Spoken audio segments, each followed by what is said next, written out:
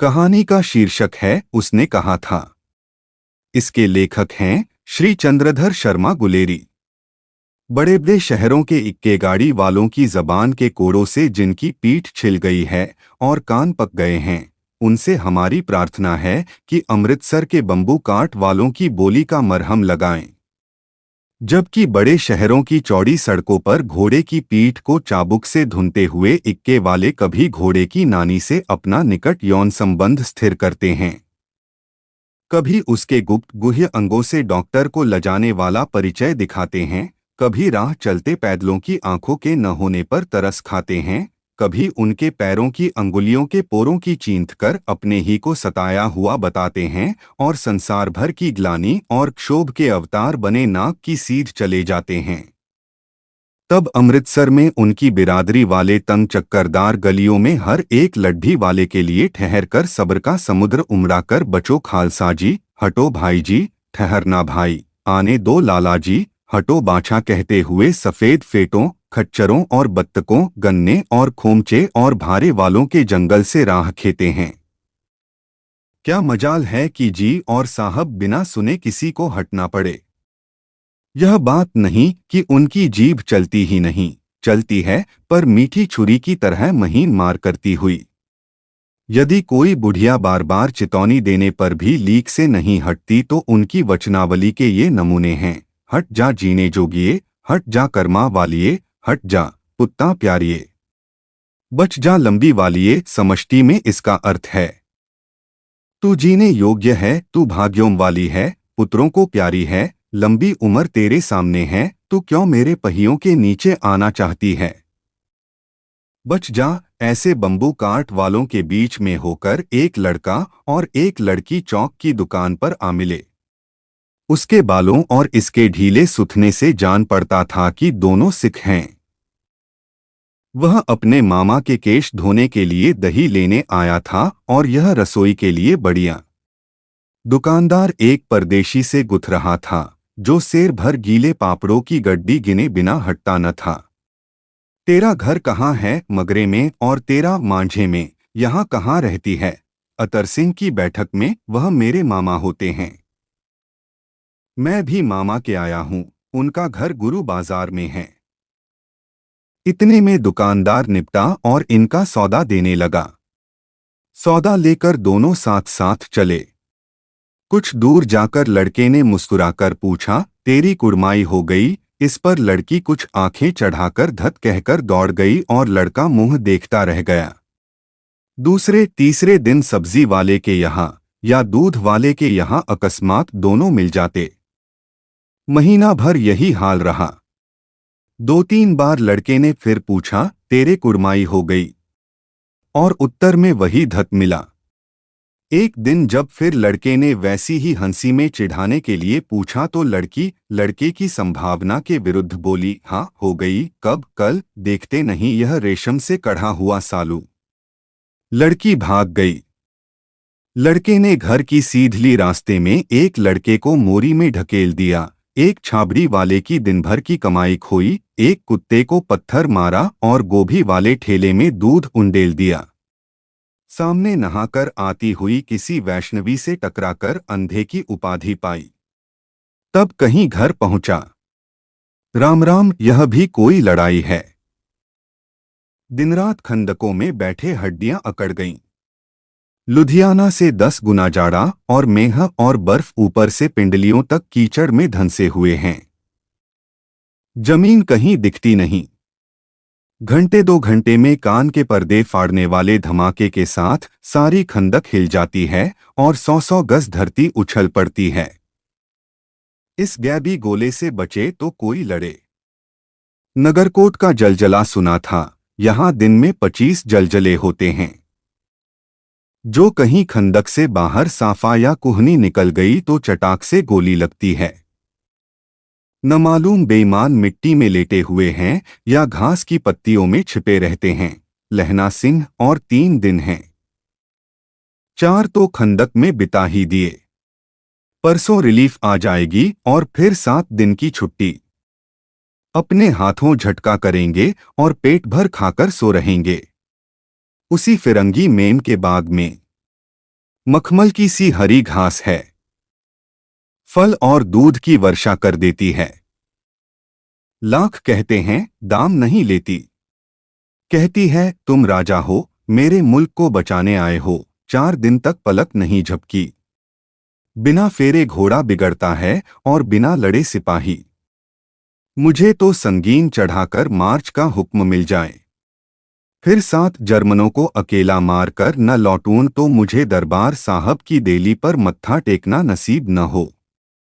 पाजी कहीं के कलों के घोड़े संगीन देखते ही मुंह फाड़ देते हैं और पैर पकड़ने लगते हैं। यों अंधेरे में 30-30 मन का गोला फेंकते हैं। उस दिन धावा किया था, 4 मील तक एक जर्मन नहीं छोड़ा था। पीछे जनरल ने हट जाने का कमान दिया, नहीं तो सीधे बर्लिन पहुंच जाते। क्यों? सूबेदार हजार सिंह ने मुस्कुराकर कहा। लड़ाई के मामले जमादार या नायक के चलाए नहीं चलते, बड़े अफसर दूर की सोचते हैं।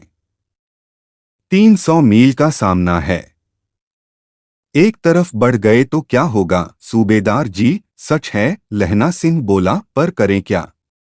हड्डियों हड्डियों में तो जाड़ा धंस गया है। सूर्य निकलता नहीं और खाई में दोनों तरफ से चंबे की बावलियों के से सोते झर रहे हैं। एक धावा हो जाए तो गर्मी आ जाए। उद्मी उठ, सिगड़ी में कोले डाल। वजीरा तुम 4 जने बाल्टियां लेकर खाई का पानी बाहर फेंको।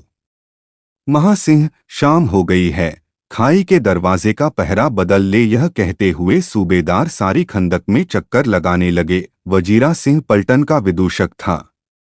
बाल्टी में गंदला पानी भरकर खाई के बाहर फेंकता हुआ बोला, मैं पाधा बन गया हूं।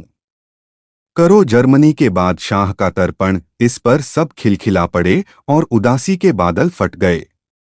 लहना सिंह ने दूसरी बाल्टी भरकर उसके हाथ में देकर कहा, अपनी बाड़ी के खरबूजों में पानी दो, ऐसा खाद का पानी पंजाब भर में नहीं मिलेगा।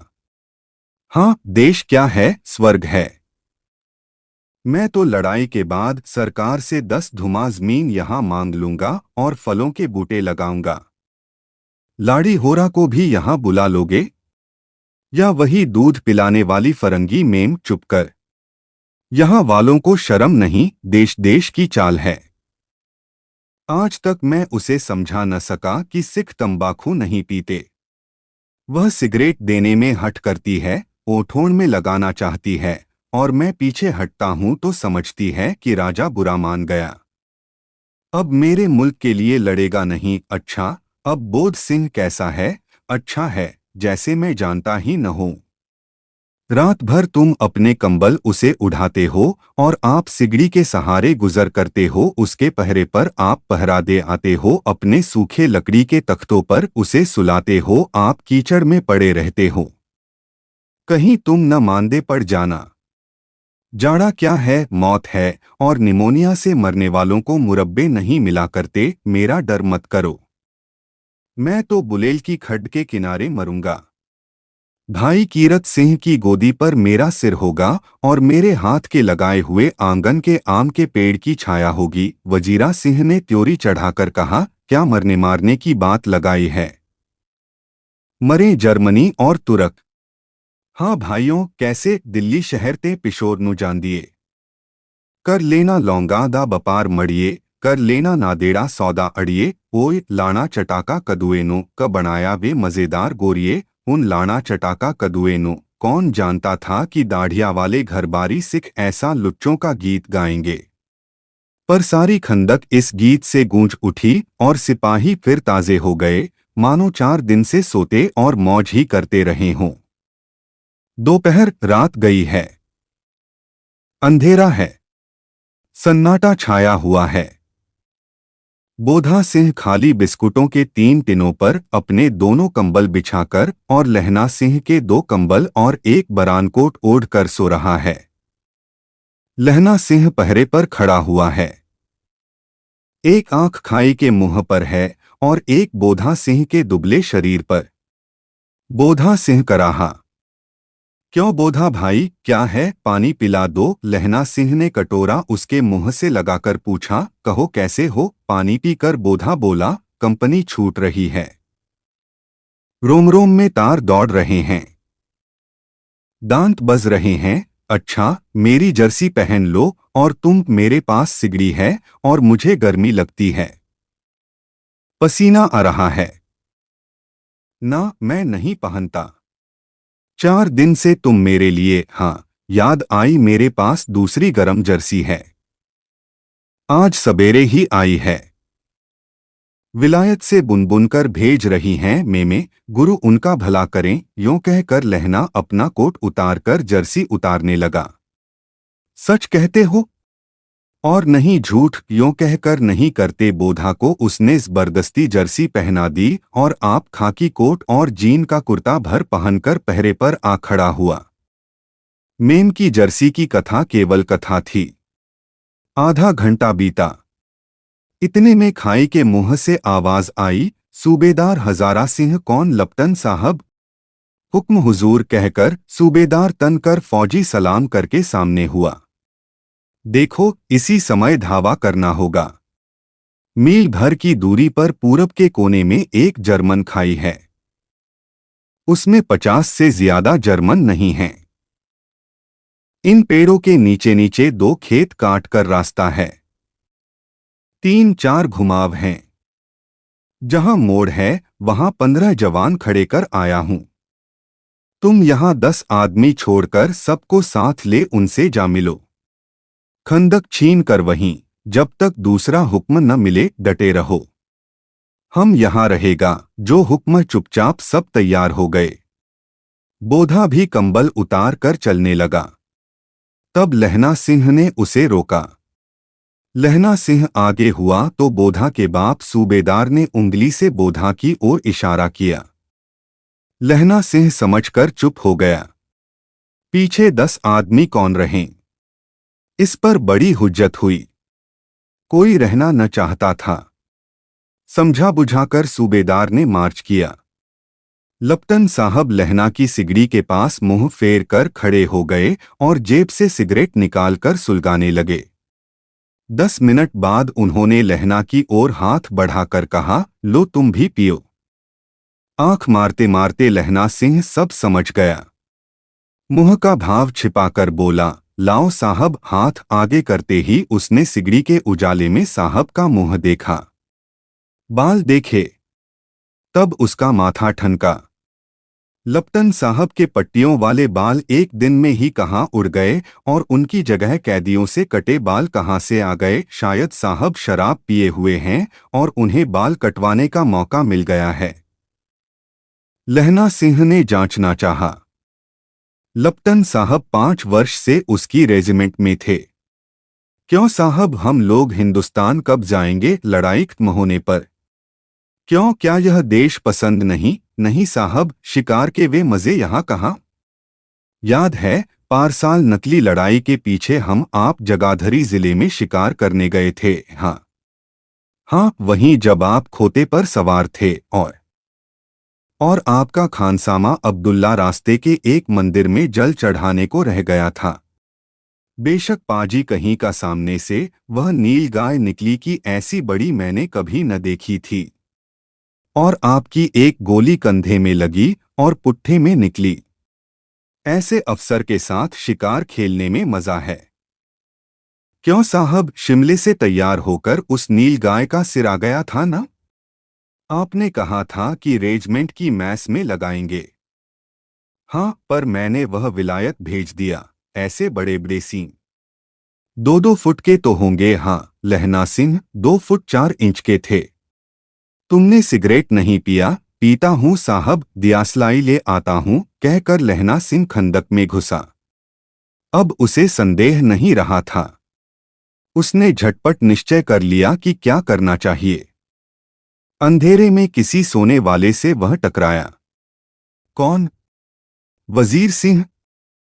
हाँ, क्यों लहना, क्या क्यामत आ गई? जरा तो आंख लगने दी होती, होश में आओ। क्यामत आई है और लपटन साहब की वर्दी पहनकर आई है क्या? लप्टन साहब या तो मारे गए हैं या कैद हो गए हैं।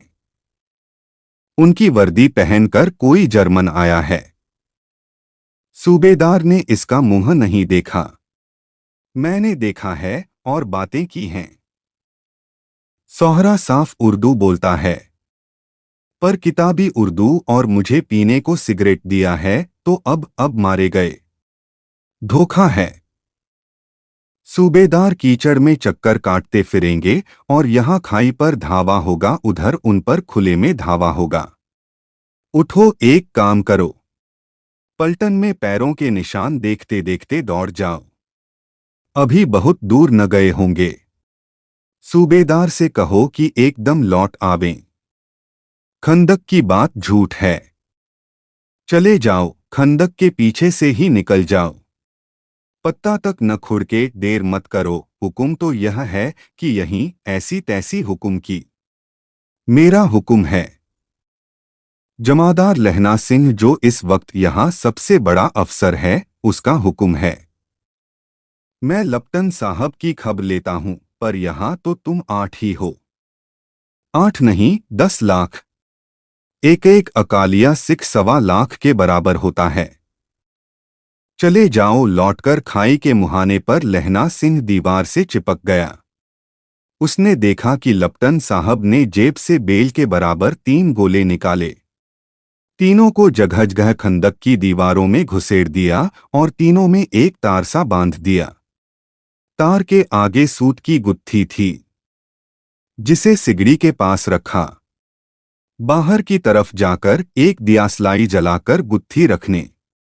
बिजली की तरह दोनों हाथों से उल्टी बंदूक को उठाकर लहना सिंह ने साहब की कुहनी पर तानकर दे मारा। धमाके के साथ साहब के हाथ से दियासलाई गिर पड़ी। लहना सिंह ने एक कुंदा साहब की गर्दन पर मारा और साहब आंख मीन गांठ कहते हुए चित हो गए।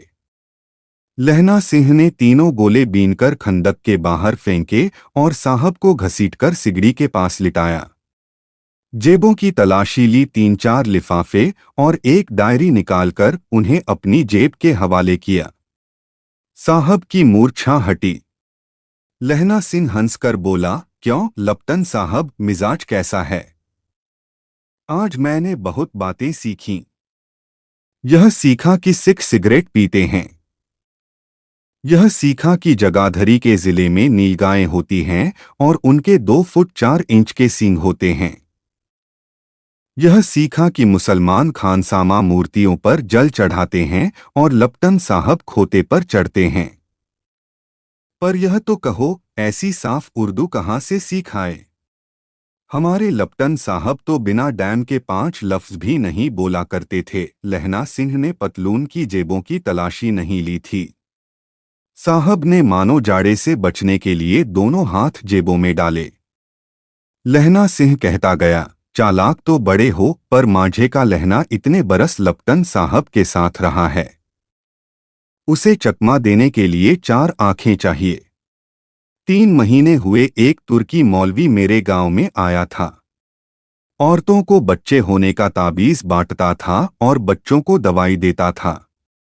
चौधरी के बड़ के नीचे मंजा बिछाकर हुक्का पीता रहता था और कहता था कि जर्मनी वाले बड़े पंडित हैं। वेद पढ़ पढ़ कर उसमें से विमान चलाने की विद्या जान गए हैं। गौ को नहीं मारते। हिंदुस्तान में आ जाएंगे तो गोहत्या बंद कर देंगे। मंडी के बनियों को बहकाता था कि डाकखाने से रुपए निकाल लो, सरकार का राज्य जाने वाला है। डाक बाबू पोल्हू राम भी डर गया था। मैंने मुल्ला की दाढ़ी मूंद दी थी और गांव से बाहर निकालकर कहा था कि जो मेरे गांव में अब पैर रखा तो। इतने में साहब की जेब में से पिस्तौल चली और लहना की जांघ में गोली लगी। इधर लहना की हेनरी मार्टिन के 2 फायरों ने साहब की कपालक्रिया कर दी। धड़ाका सुनकर सब दौड़ आए। बोधा चिल्लाया, क्या है? लहना सिंह ने उसे तो यह कहकर सुला दिया कि एक हड़का कुत्ता आया था, मार दिया, और औरों से सब हाल कह दिया। बंदूकें लेकर सब तैयार हो गए। लहना ने साफा फाड़कर घाव के दोनों तरफ पट्टियां कसकर बांधी। घाव मांस में ही था। पट्टियों के कसने से लहू बंद हो गया। इतने में 70 जर्मन चिल्लाकर खाई में घुस पड़े। सिखों की बंदूकों की बाढ़ ने पहले धावे को रोका, दूसरे को रोका, पर यहां थे 8। लहना सिंह तक तक कर मार रहा था। वह खड़ा था और बाकी लेटे हुए थे, और वे 70 अपने मुर्दा भाइयों के शरीर पर चढ़कर जर्मन आगे घुसे आते थे। थोड़े मिनटों में वे अचानक आवाज आई, वाहे गुरुजी की फतह, वाहे गुरु दी का खालसा, और धड़ाधड़ बंदूकों के फायर जर्मनों की पीठ पर पड़ने लगे। ऐन मौके पर जर्मन 2 चक्कों के पाटों के बीच में आ गए। पीछे से सूबेदार हजारा सिंह के जवान आग बरसाते थे और सामने से लहना सिंह के साथियों के संगीन चल रहे थे। पास आने पर पीछे वालों ने भी संगीन पिरोना शुरू कर दिया। एक किलकारी और अकाल सिक्खा दी फौज आई, वाहे गुरु जी दी फतह, वाहे गुरु जी दी खालसा। सत्त सिरी अकाल पुरुष, और लड़ाई खत्म हो गई। 63 जर्मन या तो खेत रहे थे या कराह रहे थे। सिखों में 15 के प्राण गए। सूबेदार के दाहिने कंधे में से गोली आर पार निकल गई। लहना सिंह की पसली में एक गोली लगी। उसने घाव को खंदक की गीली मिट्टी से पूर लिया और बाकी का साफा कसकर कमर बंद की तरह लपेट लिया। किसी को खबर नहीं हुई कि लहना को दूसरा घाव, भारी घाव लगा है। लड़ाई के समय चांद निकल आया था, ऐसा चांद जिसके प्रकाश से संस्कृत कवियों का दिया हुआ क्षयी नाम सार्थक होता है। और हवा ऐसी चल रही थी जैसी कि बाणभट्ट की भाषा में दंतवीणोपदेशाचार्य कहलाती। वजीरा सिंह कह रहा था कि कैसे मन भर फ्रांस की भूमि मेरे बूटों से चिपक रही थी जब मैं दौड़ा दौड़ा सूबेदार के पीछे गया था। सूबेदार लहना सिंह से सारा हाल सुन और कागजात पाकर उसकी तुरंत बुद्धि को सराह रहे थे और कर रहे थे कि तू न होता तो आज सब मारे जाते। इस लड़ाई की आवाज 3 मील दाहिनी ओर की खाई वालों ने सुन ली थी। उन्होंने पीछे टेलीफोन कर दिया था। वहां से झटपट 2 डॉक्टर और 2 बीमार ढोने की गाड़ियां चलीं, जो कोई 1.5 घंटे के अंदर अंदर आ पहुंची। फील्ड अस्पताल नजदीक था। सुबह होते होते वहां पहुंच जाएंगे, इसलिए मामूली पट्टी बांधकर एक गाड़ी में घायल लिटाए गए और दूसरी में लाशें रखी गईं। सूबेदार ने लहना सिंह की जांघ में पट्टी बंधवानी चाहिए। बोध सिंह ज्वर से बर्रा रहा था, पर उसने यह कहकर टाल दिया कि थोड़ा घाव है, सवेरे देखा जाएगा। वह गाड़ी में लिटाया गया। लहना को छोड़कर सूबेदार जाते नहीं थे। यह देख लहना ने कहा, तुम्हें बोधा की कसम है और सूबेदारनी जी की सौगंध है तो इस गाड़ी में न चले जाओ, और तुम मेरे लिए वहां पहुंचकर गाड़ी भेज देना। और जर्मन मुर्दों के लिए भी तो गाड़ियां आती होगी। मेरा हाल बुरा नहीं है, देखते नहीं मैं खड़ा हूं। वजीरा सिंह मेरे पास है ही, अच्छा, पर बोधा गाड़ी पर लेट गया। भला आप भी चढ़ाओ। सुनिए तो, सूबेदारनी होरा को चिट्ठी लिखो तो मेरा मत्था टेकना लिख देना, और जब घर जाओ तो कह देना कि मुझसे जो उन्होंने कहा था वह मैंने कर दिया। गाड़ियां चल पड़ी थीं। सूबेदार ने चढ़ते चढ़ते लहना का हाथ पकड़कर कहा, तूने मेरे और बोधा के प्राण बचाए हैं। लिखना कैसा? साथ ही घर चलेंगे। अपनी सूबेदारनी से तू ही कह देना। उसने क्या कहा था, अब आप गाड़ी पर चढ़ जाओ। मैंने जो कहा वह लिख देना और कह भी देना। गाड़ी के जाते ही लहना लेट गया। वजीरा, पानी पिला दे और मेरा कमरबंद खोल दे। तर हो रहा है, मृत्यु के कुछ समय पहले स्मृति बहुत साफ हो जाती है। जन्म भर की घटनाएं एक एक करके सामने आती हैं। सारे दृश्यों के रंग साफ होते हैं, समय की धुंध बिल्कुल उन पर से हट जाती है। लहना सिंह 12 वर्ष का है। अमृतसर में मामा के यहां आया हुआ है। दही वाले के यहां, सब्जी वाले के यहां। हर कहीं उसे 8 साल की लड़की मिल जाती है। जब वह पूछता है कि तेरी कुड़माई हो गई, तब वह धत कहकर भाग जाती है। एक दिन उसने वैसे ही पूछा तो उसने कहा, हाँ कल हो गई, देखते नहीं, यह रेशम के फूलों वाला सालू। यह सुनते ही लहना सिंह को दुख हुआ, क्रोध हुआ। क्यों हुआ? वजीरा सिंह पानी पिला दे। 25 वर्ष बीत गए। अब लहना सिंह नंबर 77 राइफल्स में जमादार हो गया है। उस 8 वर्ष की कन्या का ध्यान ही न रहा, न मालूम वह कभी मिली थी या नहीं। 7 दिन की छुट्टी लेकर जमीन के मुकदमे की पैरवी करने वह घर गया। वहां रेजिमेंट के अफसर की चिट्ठी मिली, फौरन चले आओ। साथ ही सूबेदार हजारा सिंह की चिट्ठी मिली कि मैं और बोधा सिंह भी लाम पर जाते हैं। लौटते हुए हमारे घर होते आना, साथ चलेंगे। सूबेदार का घर रास्ते में पड़ता था और सूबेदार उसे बहुत चाहता था। लहना सिंह सूबेदार के यहाँ पहुंचा। जब चलने लगे तब सूबेदार बेड़े में निकल कर आया। बोला, लहना सिंह, सूबेदारनी तुमको जानती है, बुलाती है, जा मिल आ। लहना सिंह भीतर पहुंचा। सूबेदारनी मुझे जानती है। कब से? रेजिमेंट के क्वार्टरों में तो कभी सूबेदार के घर के लोग रहे नहीं। दरवाजे पर जाकर मत्था टेकना कहा। असीस सुनी। लहना सिंह चुप। मुझे पहचाना नहीं, तेरी कुड़माई हो गई। धत कल हो गई, देखते नहीं। रेशमी बूटों वाला सालू। अमृतसर में भावों की टकराहट से मूर्छा खुली, करवट बदली, पसली का घाव बह निकला। वजीरा सिंह पानी पिला, उसने कहा था। स्वप्न चल रहा है। सूबेदारनी कह रही है, मैंने तेरे को आते ही पहचान लिया। एक काम कहती हूं, मेरे तो भाग फूट गए। सरकार ने बहादुरी का खिताब दिया है, लायलपुर में जमीन दी है, आज नमक हलाली का मौका आया है।